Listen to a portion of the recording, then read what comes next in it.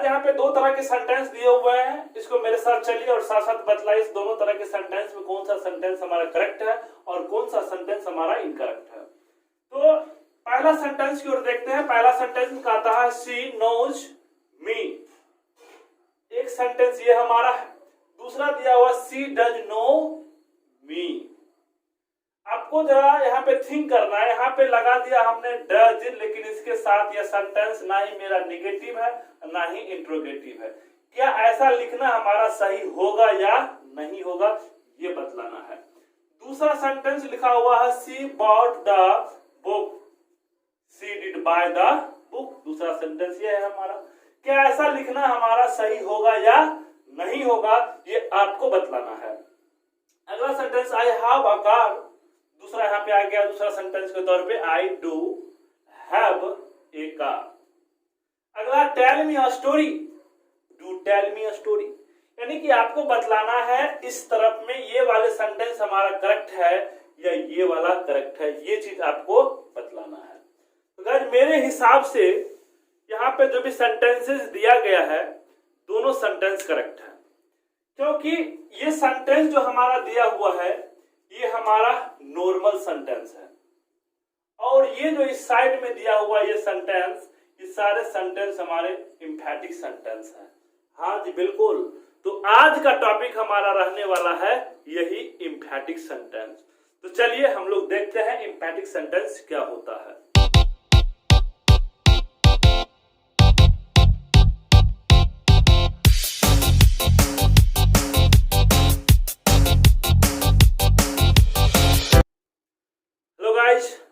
This is Sunil Singh. Today we will discuss about emphatic sentence. I mean, what is emphatic sentence? तो चलिए हम लोग शुरू करते हैं आज का टॉपिक। आज का टॉपिक हमारा है emphatic sentence। ये क्या होता है emphatic sentence, पहले उसको समझते हैं। emphatic मीन्स होता है जोरदार, सेंटेंस मीन्स होता है वाक्य। एम्फैटिक सेंटेंस मीन्स होता है जोरदार वाक्य, यानी जिस सेंटेंस पे जोर या बल दिया जाता है या जो सेंटेंस एम्फैसिस को दर्शाता है उस सेंटेंस को हम लोग क्या बोलते हैं, एम्फैटिक सेंटेंस बोलते हैं। तो इसी एम्फैटिक सेंटेंस में हम लोग आज सीखने वाले हैं डू डज डिड का प्रयोग। बहुत ही शानदार तरीके से हम लोग किस सेंटेंस में किस तरीके से डू डज डिड का प्रयोग करेंगे, वो भी सेंटेंस को बिना निगेटिव या इंट्रोगेटिव बनाए हुए, और वो भी सबसे आसान तरीके से। तो चलिए सबसे पहले हम लोग ये देखते हैं कि हम लोग कौन कौन से सेंटेंस को एम्फैटिक बना सकते हैं। तो एम्फैटिक बनाने के लिए आप लोग एक बार जानना नहीं चाहोगे एम्फैटिक सेंटेंस या अर्थ क्या लेगा। तो एम्फैटिक सेंटेंस का मीन्स होता है, इसका हिंदी मीनिंग लेता है अवश्य या तो हूं, यानी इसका हिंदी मीनिंग जो हम लोग बनाएंगे वो क्या लेगा, अवश्य या तो हूं। जैसे मैं पढ़ता हूं, इसका एम्फैटिक क्या होगा, मैं पढ़ता तो हूं या मैं अवश्य पढ़ता हूं। तुम जाते हो, तुम जाते ही तो हो या तुम अवश्य जाते हो। ये सेंटेंस जो जिसमें अवश्य लग जाता है या तो लग जाता है, यही सेंटेंस हमारा क्या है, एम्फैटिक सेंटेंस। ये तो था बच्चे हिंदी में, इसको हम लोगों ने समझ लिया, लेकिन इंग्लिश में कैसे इसको बनाएंगे। तो सबसे आसान तरीका है इंग्लिश में बनाने का। आप लोग सबसे पहले ये जान लो कि कितने तरीके से हम लोग किसी भी सेंटेंस को एम्फैटिक बना सकते हैं। तो किसी भी सेंटेंस को बच्चे हम लोग 4 तरीके से एम्फैटिक बना सकते हैं। पहला तरीका है प्रेजेंट इंडेफिनिट टेंस का। प्रेजेंट इंडेफिनिट टेंस को हम लोग उसे क्या कर सकते हैं, उसको एम्फैटिक सेंटेंस बना सकते हैं। दूसरा बना सकते हैं पास्ट इंडेफिनिट टेंस को। तीसरा बना सकते हैं हम लोग पॉजिटिव सेंटेंस को। चौथा बना सकते हैं हम लोग इंपेरेटिव सेंटेंस को। तो इसको बनाएंगे कैसे, उस चीज के बारे में अब हम लोग चर्चा करते हैं। सबसे पहला हमने कहा था present indefinite tense. Present indefinite tense का स्ट्रक्चर होता है सब्जेक्ट, वर्ब 1 या वर्ब 5 प्लस ऑब्जेक्ट। ये उसका बेसिक स्ट्रक्चर होता है, नॉर्मल सेंटेंस का स्ट्रक्चर होता है। जब से क्वेश्चन टैग बनाएंगे तो क्वेश्चन टैग में क्या बनेगा, सब्जेक्ट डू या डज प्लस वर्ब का प्रथम फॉर्म यानी वर्ब का पहला फॉर्म जिसे वर्ब 1 कहते हैं, उसके बाद ऑब्जेक्ट आपको लगा देना है। जैसे एज एग्जांपल आई रेड, क्या बनेगा, I do red, he teaches me, he does teach me. यानी कि आपको जो सिंगुलर सब्जेक्ट होता है, सिंगुलर सब्जेक्ट के साथ हमें डज लगाना है, और जो प्लूरल सब्जेक्ट होता है उसके साथ क्या लगाना है, डू लगाना है। जैसे I, we, you, they, one more name, इसके साथ डू लगाना है, और डज कहां पे लगाना है, सी, ही, सी, इट या वन नेम, इसके साथ क्या लगाना है, डज का प्रयोग करना है।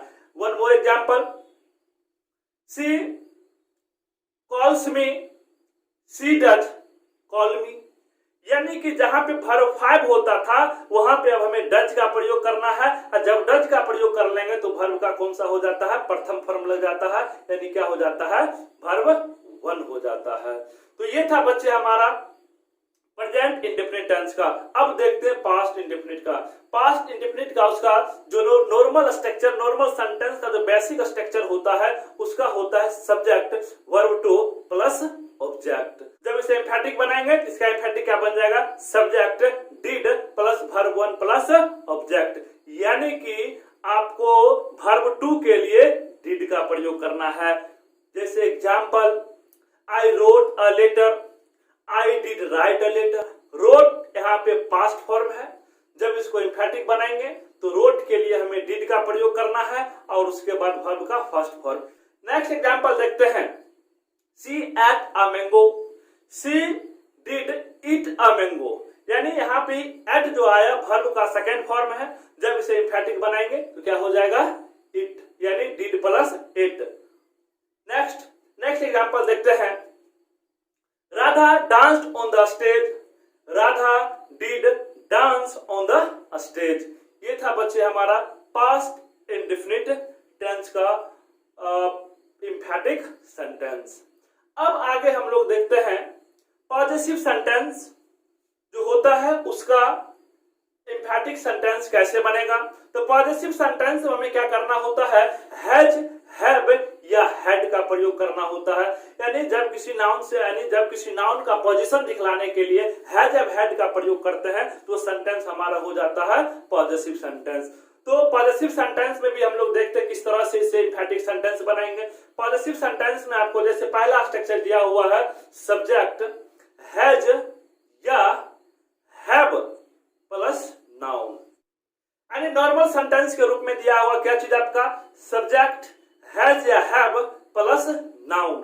जब इसे एम्फैटिक बनाएंगे, एम्फैटिक क्या बनेगा, सब्जेक्ट डू या does plus have plus noun, ये हमारा इसका क्या बनेगा, एम्फैटिक बनेगा। जैसे एग्जांपल से समझते हैं, I have a car, I have a car, यानी कि हैव लगा, हैव के लिए डू का प्रयोग करना है, हैज के लिए डज का प्रयोग करना है, तो इसका क्या बन जाएगा, आई do have a car. She has a beautiful watch, she does have a beautiful watch, यानी हैज वो हैव हो जाएगा कब, जब इससे पहले क्या लगा देंगे, डज, तो क्या बन जाएगा, बस she does have a beautiful watch. I hope आप सभी को वीडियो पसंद आ रहा होगा, आप सभी इन चीजों को समझ पा रहे होंगे। Next example, she has a jeep, यहां पे मैंने बच्चे बोला हैज, हैज के लिए डज का प्रयोग करना है, क्या हो जाएगा, she does have a jeep. अब आगे अगला देखते हैं बच्चे, इसी में हैड का प्रयोग पॉजिटिव सेंटेंस में। जैसे आपको सेंटेंस के फॉर्म में नॉर्मल सेंटेंस जो दिया होगा, सब्जेक्ट हैड प्लस नाउन। अब हैड दिया हुआ है, हैड पास्ट फॉर्म में होता है, तो पास्ट फॉर्म जब ये होगा तो क्या हो जाएगा, subject did plus had plus noun, यानी कि यहां पर क्या हो जाएगा मेरे बच्चे, यानी हैड को हमने क्या किया, डिड प्लस हैव में चेंज कर दिया।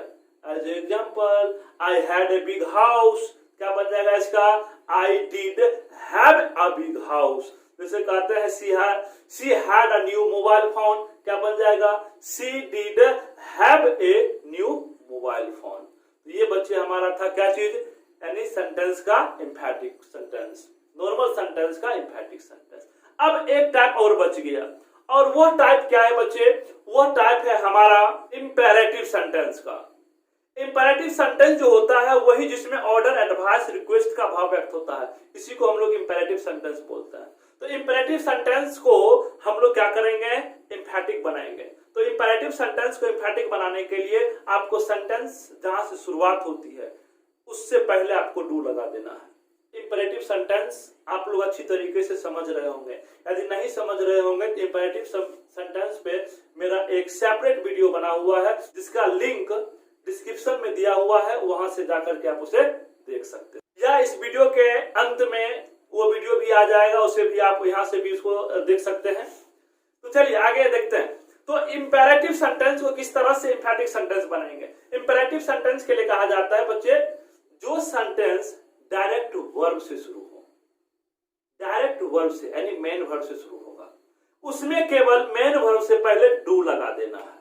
यानी इंपेरेटिव सेंटेंस का स्ट्रक्चर होता है वर्ब वन प्लस ऑब्जेक्ट। एम्फैटिक क्या बन जाएगा, do plus verb one plus object. सबसे आसान, इसमें कोई भी किंतु परंतु कुछ भी नहीं है। जैसे go there, do go there, come here, do come here, या जैसे बोलते हैं speak loudly, do speak loudly, sit down, do sit down. तो ये सारे सेंटेंस जो है इंपेरेटिव हैं। तो इंपेरेटिव सेंटेंस को बनाने के लिए केवल डू लगाना। हाँ, कुछ सेंटेंस ऐसे भी होते हैं जिसमें प्लीज या काइंडली लगे होते हैं, तो जिसमें प्लीज या काइंडली लगे होंगे ना, तो उसमें भी केवल क्या लगाना है, डू लगाना है। जैसे please give me money, imperative क्या बनेगा, please do give me money. जैसे next sentence please help me, क्या बनेगा इसका, प्लीज डू हेल्प मी। ये था बच्चे हमारा एम्फैटिक सेंटेंस। आई होप आप सभी को ये वीडियो पसंद आया हो। यदि पसंद आया हो तुरंत इसे लाइक करें और अपने दोस्तों के बीच इसे शेयर करें। और अभी तक यदि आप हमारे चैनल पे नए हैं, यदि अभी तक आप चैनल को सब्सक्राइब नहीं किया है तो जल्द कर लें, क्योंकि इसके बाद जो भी नेक्स्ट अपडेट आएगा उसकी नोटिफिकेशन सबसे पहले आपके तक पहुंचे और उसे आप उस चीज का लाभ ले सके। हाँ दोस्तों, जाने से पहले एक बात, इसके बनाने के लिए भी जो मैंने आपको पढ़ाया, जो मैंने आपको सिखाया, इससे संबंधित एक्सरसाइज भी नीचे डिस्क्रिप्शन में उसका लिंक दिया हुआ है। आप वहां से उसे पीडीएफ के रूप में डाउनलोड कर करके उसे बना सकते हैं। यानी इससे संबंधित आपको ढेर सारा क्वेश्चन वहां पर दिया हुआ है, उसे आप बना सकते हो।